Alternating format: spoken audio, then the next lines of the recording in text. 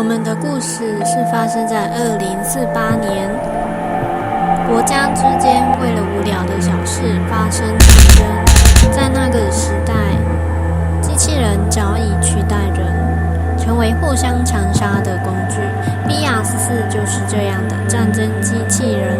他们一出世就要学习如何杀死对方，但是其中有一个BR-14特别的